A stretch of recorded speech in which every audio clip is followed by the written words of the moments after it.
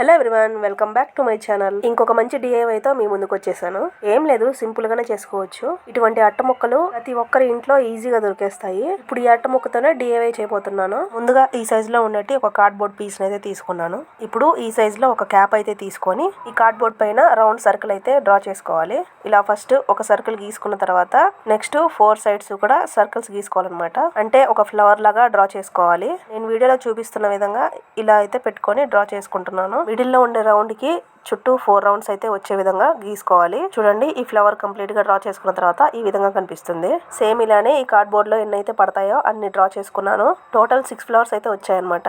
ఈ 6 ఫ్లవర్స్ ఒక సైడ్ కి మాత్రమే వస్తాయి, అందుకని నేను ఇంకో 6 ఫ్లవర్స్ అయితే డ్రా చేసుకున్నాను. టోటల్ 12 ఫ్లవర్స్ అయితే కావాలి. ఇప్పుడు మనం డ్రా చేసుకున్న ఫ్లవర్స్ అన్నిటిని కట్ చేసుకోవాలి. చూడండి, కట్ చేసుకున్న తర్వాత మొత్తం ఇలా వస్తాయి. మీకు కావాలనుకుంటే మీకు వచ్చిన డిజైన్ అయినా డ్రా చేసుకోవచ్చు. నేనైతే ఈ ఫ్లవర్స్ డ్రా చేసుకున్నాను. ఇప్పుడు ఈ ఫ్లవర్స్ అన్నిటికీ పెయింట్ చేయాలి. ఫ్లవర్ మిడిల్ లో ఇలా బ్లాక్ కలర్ అయితే వేసుకుంటున్నాను. మనం చేసుకున్న ప్రతి ఫ్లవర్ కి మిడిల్ లో బ్లాక్ వచ్చే విధంగానే బ్లాక్ వేసేసుకోవాలి. ఇలా బ్లాక్ వేయడం కంప్లీట్ అయిపోయిన తర్వాత ఫ్లవర్ కి రెడ్ కలర్ అయితే వేసుకుంటున్నాను. ఫ్లవర్స్ అన్నిటికీ ఒకేలా కాకుండా డిఫరెంట్ కలర్స్ అయితే వేసుకున్నాను. అంటే 2 ఫ్లవర్స్ కి ఒక కలర్, ఇలా 2 ఫ్లవర్స్ కి రెడ్ కలర్, అలాగే ఇంకో 2 ఫ్లవర్స్ కి ఆరెంజ్, ఇంకో 2 ఫ్లవర్స్ కి గ్రీన్, ఇంకా 2 ఫ్లవర్స్ కి వచ్చేసి పింక్, ఇంకా 4 ఫ్లవర్స్ ఉన్నాయి కదా, ఆ 4 ఫ్లవర్స్ లో 2కి ఎల్లో, అలాగే లైట్ బ్లూ కలర్ అయితే వేసుకున్నాను. అన్నిటికీ పెయింట్ చేసిన తర్వాత చూడండి ఎంత కలర్ఫుల్ గా ఉన్నాయో. ఇప్పుడు వీటిని కాసేపు పక్కన పెట్టేసుకొని నా దగ్గర మిగిలిన ఇటువంటి గోల్డ్ కలర్ గ్లిటర్ షీట్ ని అయితే తీసుకున్నాను. షీట్ ని ఇంతకు ముందు క్రాఫ్ట్ లో అయితే వాడాను, అందుకే ఇలా ఉంది.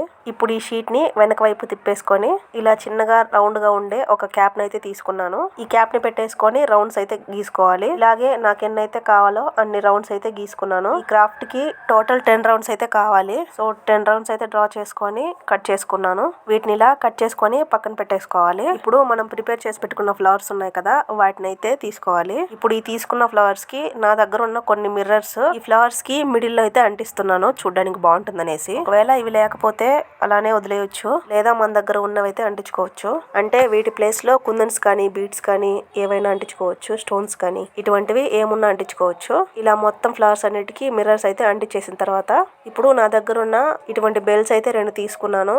ఇవైతే నేను కొన్నవి కాదు, పూలమాలకు వస్తే తీసి పెట్టుకున్నాను. వీటిని తీసి పెట్టి కూడా చాలా డేస్ అయింది. ఇప్పుడు టైం వచ్చిందనమాట ఇవి యూజ్ చేయడానికి. ఇప్పుడు ఈ లెంత్ లో ఒక ఉలన్ అయితే తీసుకున్నాను. ఉలన్ కలర్ వచ్చేసి మీ చాయిస్, ఇదే కలర్ అని ఏమీ లేదు. ఇప్పుడు నేను తీసి పెట్టుకున్న ఈ బెల్స్ లో ఒకదాన్ని తీసుకొని ఈ విధంగా చివరిని అయితే కట్టేసుకుంటున్నాను. ఊడిపోకుండా గట్టిగా ఒక 4-5 సార్లు అయితే ముడి వేసేసుకోవాలి. ఇలా ఉలన్ కి గట్టిగా కట్టేసిన తర్వాత ముందుగా చేసి పెట్టుకున్న ఫ్లవర్స్ ఉన్నాయి కదా, వాటిని ఈ ఉలన్ కి ఒకదాని తర్వాత ఒకటి స్టిక్ చేసుకోవాలి. ముందు ఈ ఉలన్ ని ఇలా స్ట్రైట్ గా పెట్టేసుకొని ఇలా ఒక్కొక్క ఫ్లవర్ తీసుకొని నేను వీడియోలో చూపిస్తున్న విధంగా ఫ్లవర్ వెనక భాగాన గమ్ అప్లై చేసుకొని ఈ ఫ్లవర్ ని ఈ ఉలన్ థ్రెడ్ కి అయితే స్టిక్ చేసేసుకోవాలి. ఇలా గమ్ అప్లై చేసుకొని ఏదైనా వేస్ట్ పేపర్ కానీ ఈ విధంగా పైన అంటి చేసుకుంటే గట్టిగా ఉంటుంది, ఊడిపోకుండా, ఇంకా త్వరగా కూడా ఆరిపోతుంది. ఇలా అయితే చేసుకోవాలన్నమాట. ఇప్పుడు నేను ఏ విధంగా అయితే మీకు ఒక ఫ్లవర్ అంటించి చూపించానో సేమ్ అదే విధంగా కొంచెం గ్యాప్ ఇచ్చుకుంటూ ఒక సైడ్ 6 ఫ్లవర్స్ అయితే అంటించుకోవాలి, డిఫరెంట్ కలర్స్ లో. చూడండి, ఇలా అయితే అంటించుకున్న తర్వాత మనం కట్ చేసి పెట్టుకున్న గ్లిటర్ షీట్ ఉంది కదా,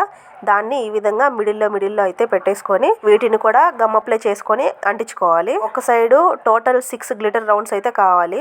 ఇలా అయితే అంటించేసుకున్న తర్వాత చూడండి, ఇలా అయితే రెడీ అవుతుంది. ఇప్పుడు మనం దీన్ని ఈజీగా హ్యాంగ్ చేసుకోవడానికి వీలుగా పైన ఉలన్ థ్రెడ్ ని ఈ విధంగా అయితే నేను ముడి వేసుకుంటున్నాను. అంటే పైన ఉండే ఫ్లవర్ కి కొంచెం ఉలన్ ఎక్స్ట్రా పెట్టుకొని వదిలేసాను అనమాట. దాన్ని ఇలా ముడి వేసేసుకుంటున్నాను. ఒకదాన్ని ఏ విధంగా అయితే చేసుకున్నామో రెండో దాన్ని కూడా సేమ్ అదే విధంగా చేసుకోవాలి. రెండు కంప్లీట్ గా రెడీ అయిపోయిన తర్వాత ఇలా అయితే ఉన్నాయి. చూడడానికి చాలా కలర్ఫుల్ గా నేను అనుకున్న దానికన్నా ఇంకా బాగా వచ్చాయన్నమాట. ఇప్పుడు వీటిని నాకు కావాల్సిన చోట హ్యాంగ్ చేసుకొని చూపిస్తాను చూడండి. ఫైనల్లీ వీటిని అయితే ఇలా డోర్ కి అయితే హ్యాంగ్ చేసేసుకున్నాను.